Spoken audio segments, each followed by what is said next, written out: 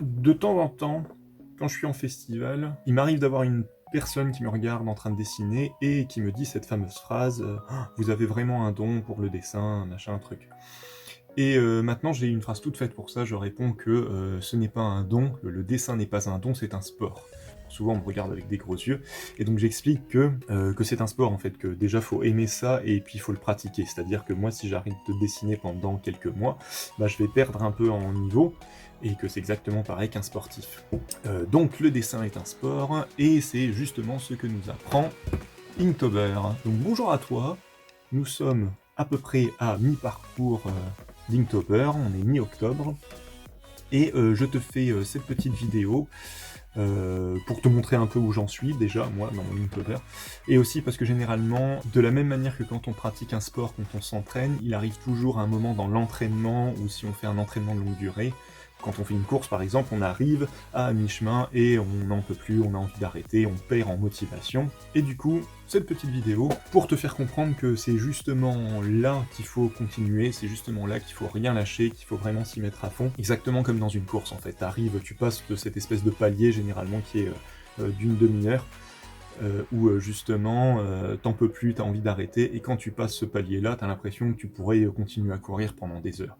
Et ben c'est un peu le même principe en fait. C'est ce que j'aime beaucoup avec justement avec Inktober, c'est que une des voilà, moi les premières fois où j'ai commencé à faire ce challenge, ça m'a permis à un moment de me dire bah ouais en fait je pourrais continuer à dessiner tous les jours, et j'ai même fait ça pendant pas mal de temps. Depuis à peu près 2015, je dessine à peu près tous les jours. Je montre quelque chose quotidiennement. Et donc voilà, donc Inktober m'a permis de mettre ça en place et de trouver cette motivation qui, comme je te l'expliquais dans la dernière vidéo, te permet vraiment d'accomplir pas mal de choses par la suite. Donc avant de te faire un petit topo sur là où j'en suis dans Inktober, je vais te faire un petit topo sur les outils déjà que j'utilise jusque maintenant. Donc j'ai pas grand chose, hein. J'ai ce stylo, tac tac tac, de chez Kuretake, qui est donc un brush pen, un dual brush pen avec une pointe, comme je te l'avais expliqué, une pointe en feutre, une pointe feutre noire d'un côté et une pointe feutre grise de l'autre. Pointe feutre noire assez épaisse et la pointe feutre grise beaucoup plus fine. Ce que je trouve un petit peu dommage, moi j'aurais fait l'inverse, parce que du coup, vu que la grise sert justement soit en croquis, soit ombré, ça me semblait plus intéressant d'avoir une pointe plus grosse en grise et plus fine en noir, vu que le noir tu vas repasser, tu vas faire de l'ancrage, voilà. Mais bon, c'est très très bon outil, qui me... Voilà, on est à mi-parcours, il tient toujours. J'ai failli avoir une petite déconvenue que je vais t'expliquer de suite, mais finalement non. Déjà, donc pour le feutre, au niveau de la pointe, donc on est sur une pointe de feutre, c'est pas une pointe pinceau. Moi, quand je l'ai acheté, quand je l'ai essayé, ça m'a tout de suite fait penser à d'autres voilà, d'autres marques qui font ça. T'as tout ce qui est feutre à alcool type Copic, de ce type-là, avec une pointe pinceau aussi. Une pointe feutre, pardon. Et les tombeaux avec une pointe feutre aussi. Ça me faisait un peu plus penser aux tombeaux, et en y regardant de plus près, j'ai vu un truc qu'il faudra que je potasse un peu plus, qui me semble intéressant. En fait, quand tu regardes bien, le tombeau en fait a une pointe feutre, mais qui est un peu...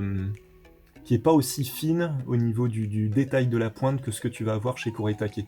Donc je sais pas à quoi ça tient, je pense que c'est la matière qui est utilisée. Le tombeau bouloche nettement plus que ce que... bouloche, on dirait que je parle là-dessus.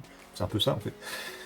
Et il a tendance à perdre sa pointe fine beaucoup plus rapidement. De ce que j'ai pu tester, on recommence, de ce que j'ai pu tester. On se rapproche beaucoup plus d'une pointe comme les pointes feutre pinceau de chez Copic, qui gardent, ça fait un petit moment moi que je les utilise, qui gardent vraiment leur pointe fine et qui se s'épatent très, très rarement. Là, le Kuretake, je commence à bien l'utiliser, à bien appuyer dessus, et malgré ça, il reste vraiment nickel, quoi, il bouge pas. Donc j'en suis vraiment très, très content. Du coup, j'ai commandé pas mal de matos de chez Kuretake, et je te ferai une petite vidéo pour te montrer tout ça quand ça arrivera. À tout de suite. Voilà. Donc oui, la petite déconvenue que j'ai failli avoir, c'est que, alors ça doit peut-être être dû au fait que la pointe grise soit vraiment plus petite. En fait, moi je l'utilise pour faire des ombres, donc forcément je l'utilise vraiment beaucoup, je la charge, j'appuie vraiment dessus, et donc au bout d'un moment, bah, elle est plus imbibée d'encre.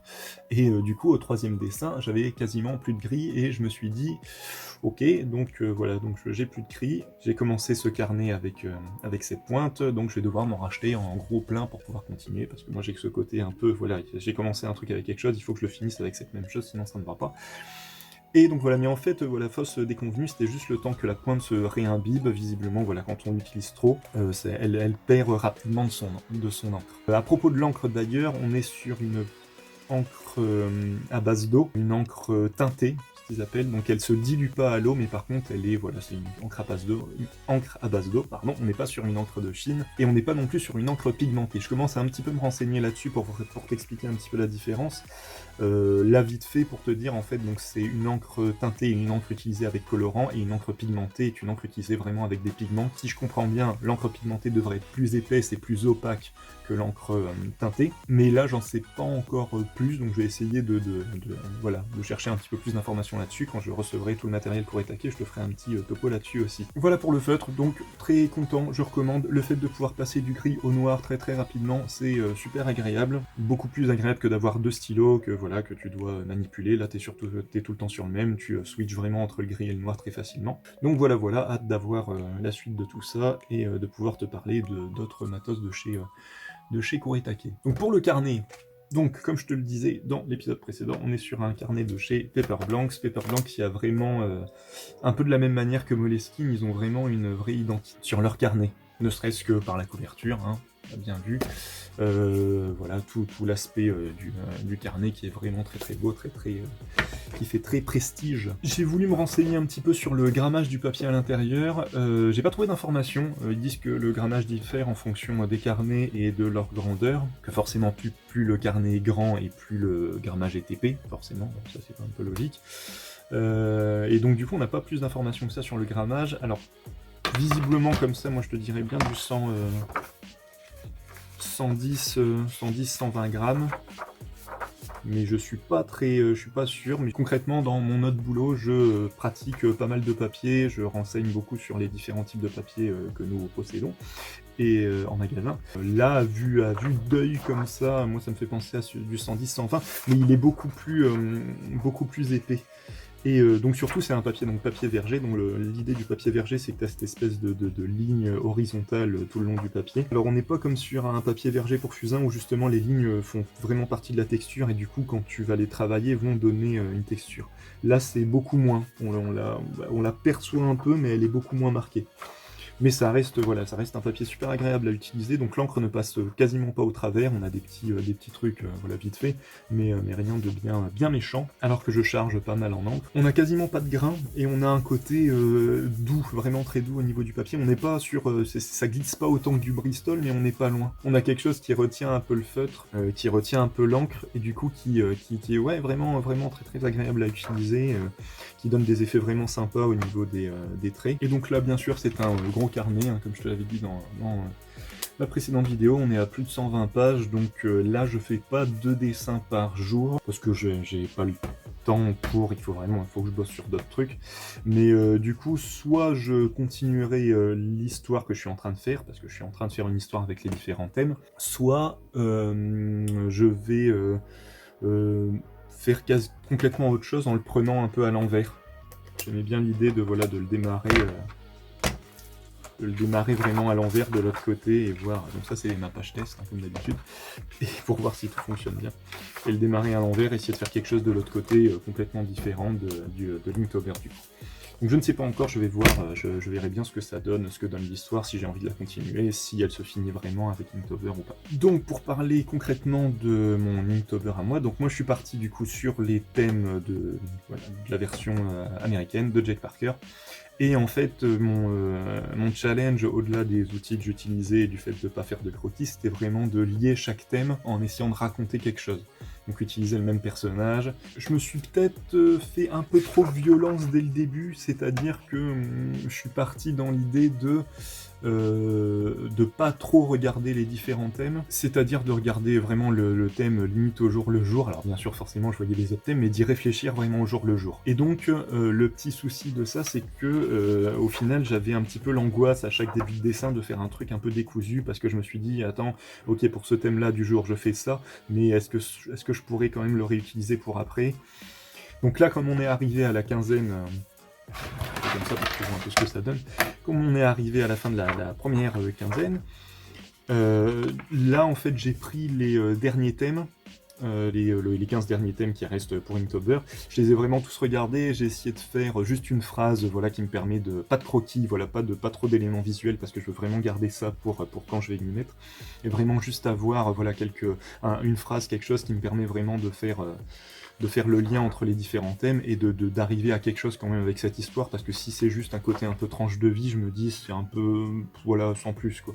Donc je voudrais vraiment qu'il y ait un élément final, qui va soit terminer l'histoire, vraiment la terminer du coup, auquel cas je pourrais pas la continuer et je ferai autre chose pour le reste des tâches, soit je continuerai l'histoire, donc je sais pas encore trop, j'ai une idée de la fin, mais voilà, je reste vraiment dans le flou, je veux juste savoir à peu près où je vais, pour vraiment garder la spontanéité de chaque dessin, voilà.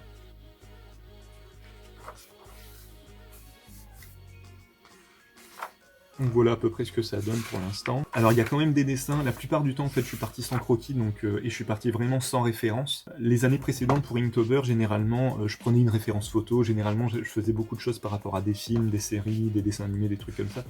Donc avoir une référence ça permet que voilà, même si tu fais pas de croquis, tu sais à peu près où tu vas.